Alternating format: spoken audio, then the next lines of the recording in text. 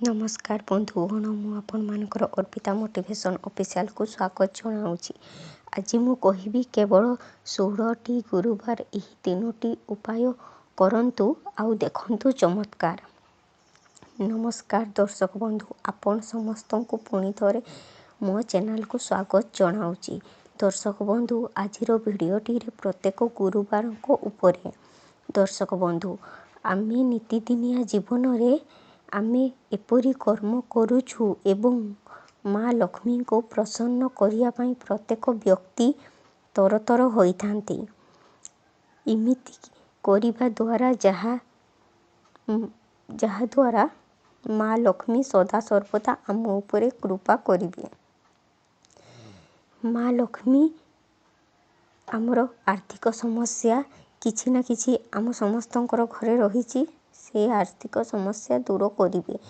पिला माने भल स्कूल रे पढ़ी पारु नाहंती, 5 जनक पाखरे सम्मान करि पारु नाहु, इमिति बहुत किछि समस्या आम जीवन रे अछि। माँ बापांको मन रे बहुत कष्ट पाई यही सब ठीक होई पारिबो कि नहीं, सेटा होछि माँ लक्ष्मींकर आशीर्वाद उपरे निर्भर करे।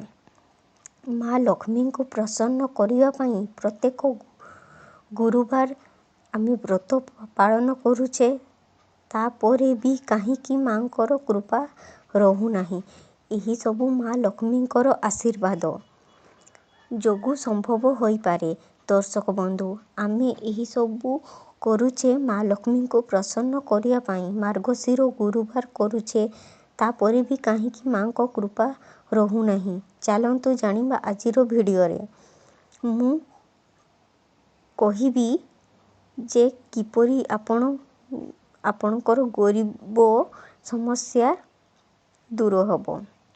यही 16टी गुरुवार जदि आपण नियम अनुसार पालन कले, श्रद्धारे पालन कले, ताहेले आपनको गरीबी समस्या दूर हबो, सुनिश्चित दूर हबो। दर्शक बंधु, तेबे आपण माने भी यही उपायटी करि पारिबे। जदि आपणको घरे सब किछि ठीक अछि, प्रत्येक नारी चाहंती जे सौभाग्यवती हेबा पई, अहिसु लक्षणी ही शंखा सिंदूर नाई स्वर्गद्वार को जीवाकु चाहंती, ताहेले मध्य आपण यही उपायटी करि पारिबे।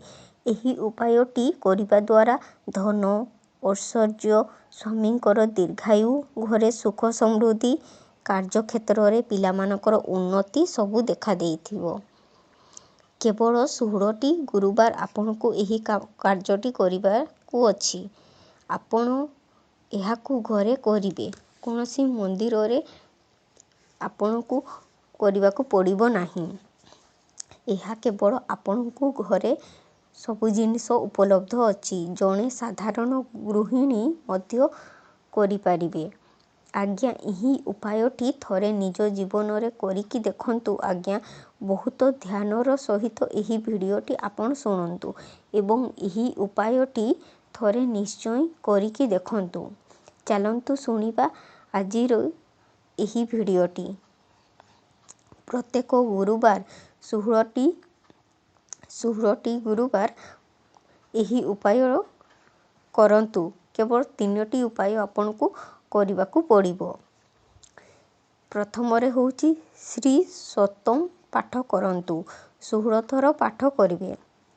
सेही दिन निज घरे बसंतु 16 थर श्री सुतम पाठ करिवे। एवं आउ गोटिए कथा, घरे लक्ष्मी नारायण को फोटो जदि अछि ताकू हळदी रे स्नान करिवे, फूल चंदन देवे, माँ लक्ष्मी को सिंदूर लगेइवे, श्रीहरि को तुलसी देवे, धूप देवे, तापरे नारायणंकर गायत्री मंत्र पाठ करिवे। तापरे 16 थर श्री सतम पाठ करिवे। तेबे दर्शक बंधु, श्री सतम पाठ करिबा द्वारा गरीबी समस्या दूर हुए। माँ लक्ष्मींकर कृपा आम उपरे निश्चय रहिबो। महिला माने निज साजसज्जारे रुहंतु, निज घर को सफा सुतुरा ସଫାସୁତୁରା ରଖନ୍ତୁ। ଉତ୍ତମ ବ୍ୟବହାର କରନ୍ତୁ। ସମସ୍ତଙ୍କୁ ଭଲ ଆଚରଣ ଦେଖାନ୍ତୁ। ନାରୀଙ୍କୁ ମଧ୍ୟ ସମ୍ମାନ ଦିଅନ୍ତୁ। ଯେଉଁଠି ନାରୀଙ୍କୁ ସମ୍ମାନ ମିଳେ ନାହିଁ, ମା ଲକ୍ଷ୍ମୀ କେବେ ବି ସେହି ଘରେ ରୁହନ୍ତି ନାହିଁ। ଭଲ ଆଚରଣ ଦେଖାନ୍ତୁ ସମସ୍ତଙ୍କୁ। ସତ୍ୟ ବଚନ କୁହନ୍ତୁ। ମିଥ୍ୟା କେବେ ବି କୁହନ୍ତୁ ନାହିଁ। ମାଛ ମାଂସରୁ ବଞ୍ଚିତ ରୁହନ୍ତୁ। ବଜାରରେ ଶ୍ରୀ ସତମ୍ ମାନେ ବହି ବାହାରୁଛି, ଆପଣ ସେଇଠୁ କିଣିକି ସବୁଦିନ ପାଠ କରିପାରିବେ। ନଚେତ୍ ଗୁଗୁଲ ଡାଉନଲୋଡ଼ କରିକି ସର୍ଚ୍ଚ କରିକି ଆପଣ ପାଠ କରିପାରିବେ। ନିଜ ଘରେ 16 ଥର ପାଠ କରନ୍ତୁ ଏହି ମନ୍ତ୍ର। ଯେକୌଣସି ଗୋଟିଏ ଥର କରିବେ। ଯଦି ସକାଳେ କରିବେ ତ ଆପଣଙ୍କୁ ସକାଳେ ହିଁ 16 ଥର କରିବାକୁ ପଡ଼ିବ। ଯଦି ସନ୍ଧ୍ୟାବେଳେ ପାଠ କରିବେ ତ ଆପଣଙ୍କୁ ସନ୍ଧ୍ୟାବେଳେ ହିଁ ଏହି ମନ୍ତ୍ର ପାଠ କରିବାକୁ ପଡ଼ିବ। କେବଳ ଗୋଟିଏ ଥର ହିଁ ଆପଣ ଏହି ମନ୍ତ୍ରକୁ ପାଠ କରିବେ। ଦ୍ୱିତୀୟରେ, ଯଦି ଗୁରୁବାର ଦିନ ଘରର ପ୍ରତ୍ୟେକଟି ଲୋକ ସ୍ନାନ ପାଣିରେ ହଳଦୀ ପକାଇକି ସ୍ନାନ କରିବା ଉଚିତ। ହଳଦୀର ତିଲକ ନିଜ ମଥାରେ ଲଗାନ୍ତୁ। ତାପରେ ଗଙ୍ଗାଜଳ, ଶୁଦ୍ଧ ଜଳ ଏବଂ ହଳଦୀ ମିଶାଇ ଗୃହର ଚାରିଆଡ଼େ ଛିଞ୍ଚି ଦିଅନ୍ତୁ। ଏହାଦ୍ୱାରା ଗୃହ ଶୁଦ୍ଧ ରହିବ ଏବଂ ମନ ମଧ୍ୟ ପବିତ୍ର ରହିବ। କାହିଁକିନା ହଳଦୀ ଏବଂ ଗଙ୍ଗାଜଳ ଏକ ପବିତ୍ର ଜଳ ଅଟେ। ଏହା ତୁଳନାରେ କିଏ ବା କହିପାରିବ? ଏହି ମିଶ୍ରିତ ଜଳକୁ ଗୃହରେ ଛିଞ୍ଚନ କଲେ ଗୃହର ନେଗେଟିଭ୍ ଏନର୍ଜି ପଳାଇବା ତତ୍କ୍ଷଣାତ୍ ଦୂର ହୋଇଯିବ ଏବଂ ମା ଲକ୍ଷ୍ମୀଙ୍କର କୃପା ପାଇପାରିବେ। ତୃତୀୟରେ, ଗୁରୁବାର ଦିନ ହଳଦୀ ଗଛକୁ ରଖି ପୂଜା କରନ୍ତୁ ଏବଂ ଗୁରୁବାର ଦିନ ହଳଦୀ ଗଛ ରୋପଣ କରନ୍ତୁ। ତମ୍ବା ପାତ୍ରରେ ଗୁଡ଼, ମିଶ୍ରି, ଚନ୍ଦନ, ଜଳ, ଗଙ୍ଗାଜଳ, ମହୁ ଏହିସବୁ ମିଶାଇ ଗୋଟିଏ କଦଳୀ ଗଛରେ ପାଣି ଢାଳନ୍ତୁ। କଦଳୀ ଗଛର ପୂଜା କରନ୍ତୁ। 7 ଥର ଓଁ ନମୋ ଭଗବତେ ବାସୁଦେବାୟ ନମଃ କହି ହଳଦିଆ ଫୁଲ ଦେବେ। ଲକ୍ଷ୍ମୀ ନାରାୟଣଙ୍କୁ ସ୍ମରଣ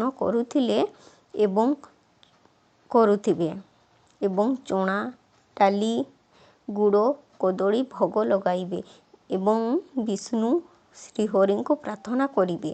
କୁହାଯାଏ, ଯେଉଁଠାରେ ବିଷ୍ଣୁଙ୍କର ପୂଜା ହେଉଛି ମା ଲକ୍ଷ୍ମୀ ତ ସେହିଠାରେ ନିହାତି ରହିବେ ଏବଂ ଦେବବୃକ୍ଷର ପୂଜା ନିହାତି କରିବା ଦରକାର। ଯଦି ଆପଣଙ୍କ ଘରେ